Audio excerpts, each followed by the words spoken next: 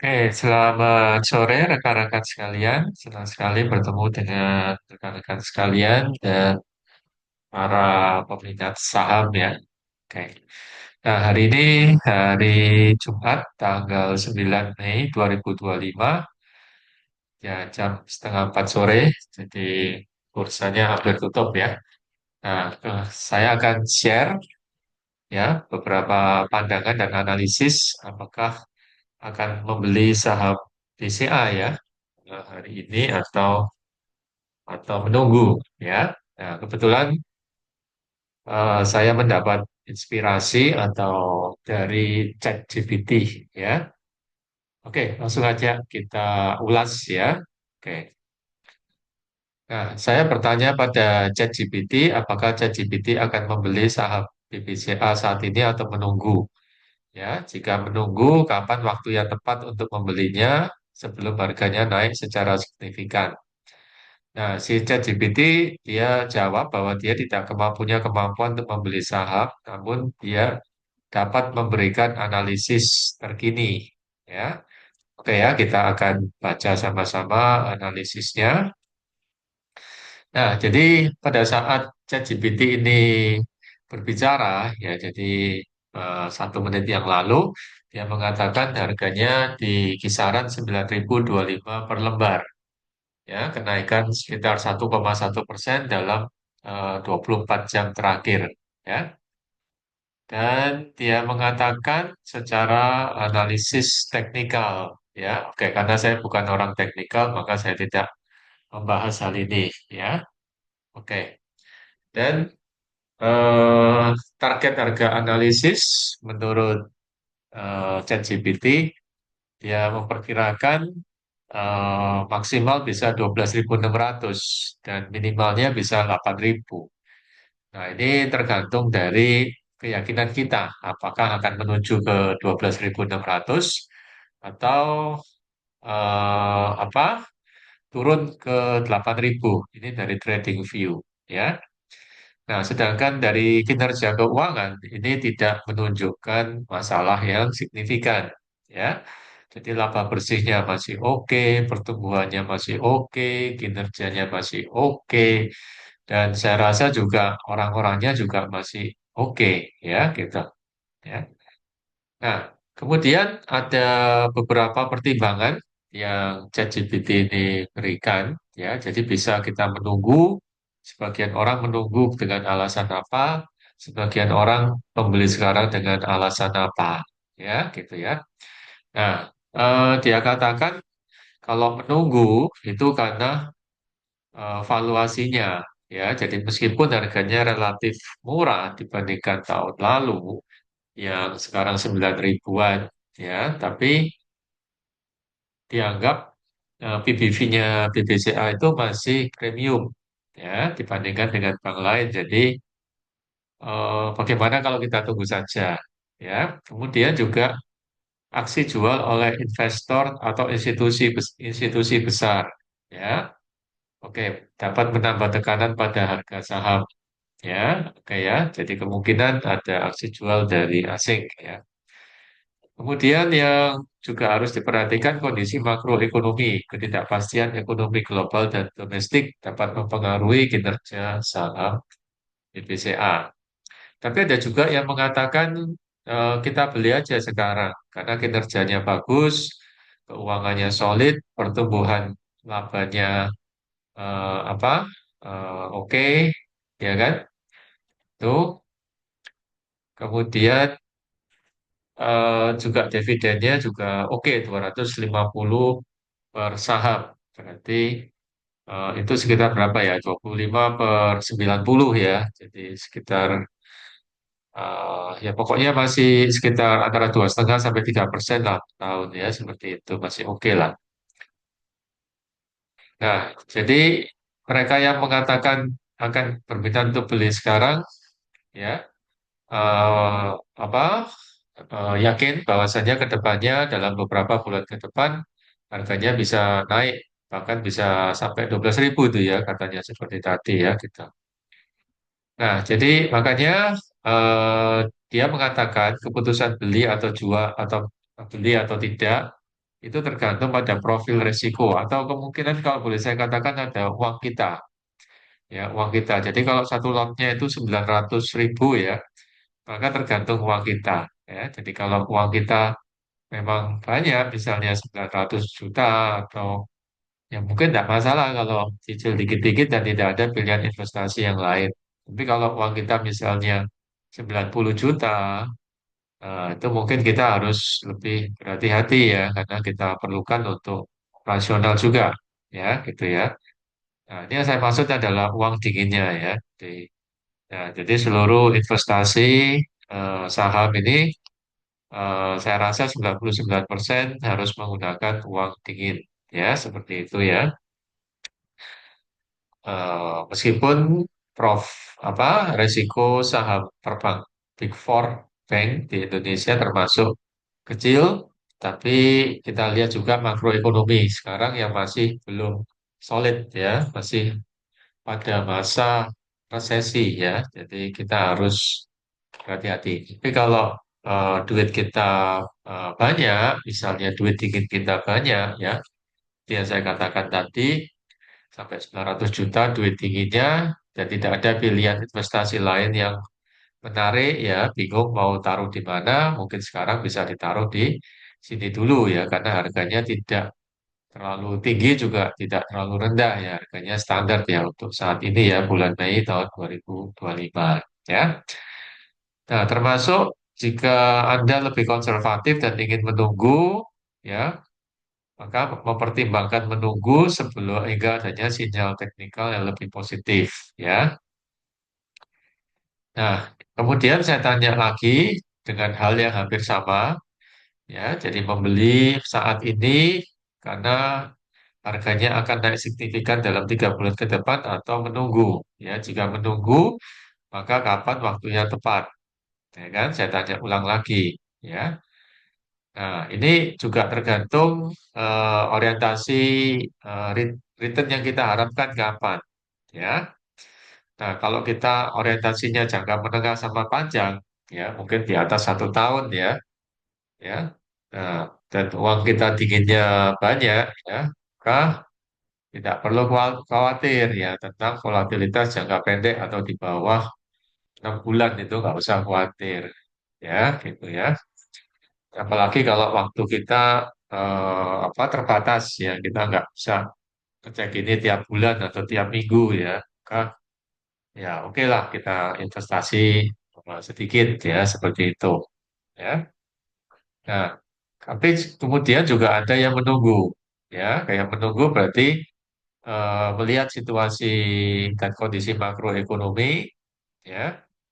Nah, ini karena akhir-akhir ini memang banyak terjadi kejutan-kejutan ya, kejutan-kejutan keuangan yang boleh dibilang nggak pernah kita hadapi tahun-tahun sebelumnya ya. Jadi unik sekali kejutan-kejutan keuangan akhir-akhir ini ya. Dan juga apa keadaan ekonomi, apa daya beli masyarakat, PHK dan sebagainya masih banyak menjadi berita-berita di sosial media ya seperti itu. Meskipun secara fundamental dan internal dari perusahaan tidak ada berita-berita yang gimana-gimana ya, tidak ada ya. Oke. Nah, kemudian eh, investor jangka panjang bisa membeli sekarang. Ya, investor jangka panjang ini berarti juga duitnya duit dingin ya, duit dinginnya itu banyak ya. Dan dia tidak tahu tempat investasi mana yang oke ya selain BBCA misalnya. Nah, itu bisa akumulasi sedikit demi sedikit ya. Tapi mungkin bagi para trader yang butuh apa cuan jangka pendek ya, mingguan, bulanan ya, maka si trader ini saya rasa mungkin akan menunggu ya, ya karena melihat situasi makroekonomi yang harus tetap diwaspadai ya, karena mungkin bagi mereka penurunan harga dari 9.000 ke 8.000 itu cukup besar ya. Nah, beda dengan investor jangka panjang ya, jadi seperti itu. Nah, kemudian saya minta dia untuk membuatkan analisis SWOT ya. Ya, jadi kekuatan, kelemahan, peluang dan ancaman ya untuk BBCA dalam 3 bulan ke depan.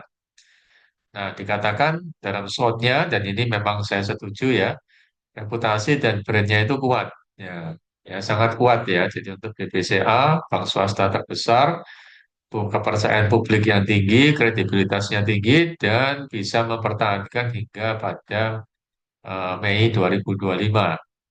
Kemudian manajemen resikonya juga bagus, NPL-nya tetap dijaga rendah, ya itu. Kemudian ekosistem digitalnya juga kuat, ada MyBCA, BCA Mobile, Klik BCA, dan saya pun juga memakai dan merasakan layanannya yang konsisten dan standar dan stabil juga. Kemudian likuiditas dan profitabilitasnya solid, jadi laba bersihnya oke, pertumbuhannya lumayan, ROE-nya tetap tinggi. Ya, jadi ini perusahaan bukan perusahaan biasa-biasa, ini perusahaan luar biasa. Ya, dukungan kuat terhadap persepsi investor membuat BBCA tetap menarik dalam jangka menengah dan panjang. Ya, tetapi ada juga kelemahannya. Ya, jadi PBV-nya ini cukup tinggi. Ya, jadi PBV di atas bank-bank Big Four yang lain ya, yaitu BBRI, BFRI, sama BBNI, ya, gitu ya. Nah, kemudian eh, kata ChatGPT kurang agresif dalam ekspansi kredit korporasi dan pembiayaan proyek besar, apalagi saat ini. Nah, ini saya setuju ya, karena feeling saya mengatakan kondisi sekarang itu beresiko tinggi, ya, oke ya, seperti itu. Kemudian pertumbuhannya lebih lambat, ya karena itu tadi ya, jadi bank ini juga hati-hati, lebih hati-hati, ya. Gitu.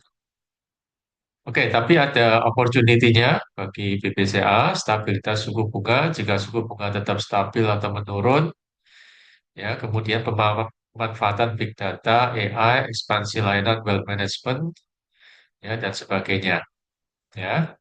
Nah, tapi, nah ini bagi trader ya, atau invest, atau apa, saya nggak tahu nyebutnya apa ya, atau investor jangka bulanan, ya, saya nggak tahu ya, investor itu mestinya tahunan ya, tapi sekarang mungkin berubah ya. Ya, jadi investor bisa juga bulanan ya, tapi bukan harian ya. Kalau harian itu trader ya. Nah, ya, tapi kalau yang bulanan, nah ini juga patut diwaspadai. Ya, selain persaingan ketat dari bank digital dan fintech yang mungkin masih BBCA bisa bisa atasi, kemudian resiko ekonomi global, suku bunga, the Fed rupiah, pelemahan rupiah atau inflasi bisa menurunkan daya beli sehingga resiko kredit meningkat. Nah, ini tidak bisa dikendalikan secara langsung oleh BBCA. Ini adalah kekuatan di luar BBCA bisa kendalikan. Ya, jadi pelemahan rupiah tergantung dari kinerja government juga, gantung dari kinerja masyarakat dan faktor-faktor yang mungkin terlalu tinggi untuk bisa saya jangkau ya. Nah, ini kita tidak nyampe ke situ ya, saya tidak membahas itu saat ini ya. Kemudian bayang-bayang inflasi ya, di mana sekarang gejala-gejala seperti meningkatnya PHK, kemudian menurunnya kelas menengah, kemudian pekerjaan yang makin sulit. Nah, ini ya, ini daya beli masyarakat ini jelas-jelas secara fakta tidak sebagus tahun sebelumnya. Nah, ini yang kita harus waspada. Belum lagi uang dingin kita juga makin lama, makin kelas menengah makin menurun, ya kan, gitu. Nah, kemudian ada investor besar yang mengalihkan ke sektor lain, nah, komoditas atau teknologi. Nah, ini saya juga tidak tahu. Ya, jadi kemudian sampailah kita pada eh, nah ini dia juga memberikan prediksi ya. Nah, langsung aja kita lihat prediksinya ya. Ke depannya dia ngomong apa gitu ya. Nah, dikatakan di sini iklim masih kondusif untuk sektor perbankan ya, terutama jika BI tidak menaikkan suku bunga lebih lanjut. Nah, kemudian ada proyeksi untuk Mei sampai November 2025 ya. Ada yang optimis mengatakan Laba G2 meningkat, stabilitas politik pasca pemilu, suku bunga tetap. Target harga bisa 10.000 sampai 11.000. Ya. Nah, skenario moderat, tumbuhan laba stabil, tidak ada kejutan besar makro. Harga target hampir sama ya, antara 9.000 10 ribuan. Ya. Tapi ada juga yang skenario pesimis. Ya, jadi kenaikan BI rate, inflasi naik, tekanan global, misalnya geopolitik. Ya, harga potensial bisa turun menjadi 8 ribuan. Ya, gitu. Nah, jadi kalau memang apa uang kita memang nggak berlebihan, uang dingin kita nggak berlebihan, maka kita cenderung menunggu ya. Ya, jadi buy on weakness ya di kisaran 8.000 sampai 9 ribuan ya. Dan memang meskipun uang kita dinginnya banyak, juga kalau kita tahu sebaiknya juga menunggu ya, karena memang kondisi di sekeliling kita itu tidak sebaik yang tahun lalu ya.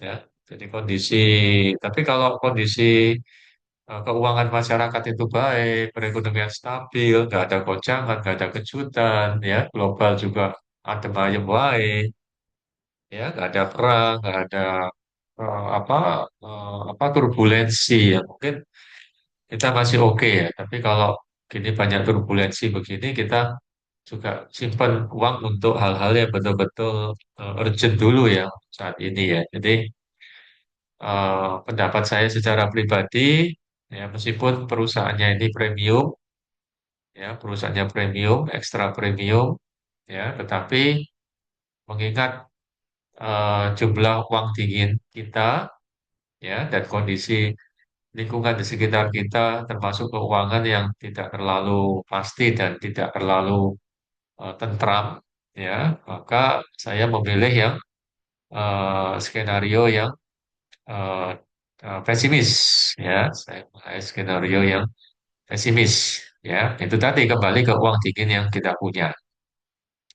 Nah, tetapi jika memang uang dingin yang kita punya itu lebih banyak, ya, jadi mungkin uang dinginnya bisa ya lebih banyak lah, ya, yang tahu adalah kita sendiri yang pemegang uangnya, maka mungkin nggak masalah ya kita beli. Tapi kita pun belinya mungkin tidak all in ya, tapi nyicil ya, dikit-dikit aja, ya, gitu ya. Oke, saya rasa itu aja ya. Jadi sharing dari saya, perkenalan dengan ChatGPT yang begitu saya lihat hasil reviewnya kok bagus juga ya, seperti itu ya. Jadi ini semua kembali ke kita masing-masing ya, ke dana investasi kita masing-masing. Jadi investasi itu kan pilihan ya dan kepercayaan ya. Nah, kita percaya apa yang akan terjadi dalam 3 atau 6 bulan ke depan, ya kan? Kemudian waktu yang kita punya juga untuk menganalisis. Ya, jadi kalau asumsi saya di sini, waktu yang saya punyai masih cukup banyak, ya, tapi dana yang dipunyai relatif tidak banyak, sehingga uang dinginnya tidak banyak. Ada pilihan investasi lain yang lebih lebih menjanjikan, maka untuk menambah muatan BBCA eh, apa ditunda ya. Dan perkiraan, nah ini perkiraan atau feeling dengan kondisi makroekonomi yang masih masih dalam tahap struggle ya atau perjuangan ya gitu ya. Nah, ya, maka ada kemungkinan harganya dalam beberapa waktu ke depan masih akan koreksi ya, masih akan diskon maksudnya ya. Jadi periode diskon masih masih masih cukup masih ada gitu ya, periode diskonnya masih ada, ya kan seperti itu. Oke ya, jadi harapan kita adalah keadaan atau daya beli masyarakat akan semakin baik ya dalam beberapa atau mungkin 12 segera membaik ya. Harapan kita seperti begitu. Ya, namun kita harus tunggu, kita harus bersabar, mungkin perlu waktu, ya tidak bisa dalam sekejap, karena kondisi global juga lagi ya cukup pada badai ya, seperti itu ya. Nah, jadi, uh, oke ya, oke sekali lagi Ini bukan ajakan jual atau beli, jadi resiko dana yang kita punya yang tahu kita sendiri, uang dingin yang kita punya yang tahu kita sendiri. Jadi masing-masing investor punya keyakinannya sendiri tentang prediksi dalam 3 atau 6 bulan ke depan, ya kan gitu. Oke ya, tapi pendapat saya untuk saat ini, jika kepingin nyicil, ya nyicilnya eh, dikit aja dulu, ya. Oke ya.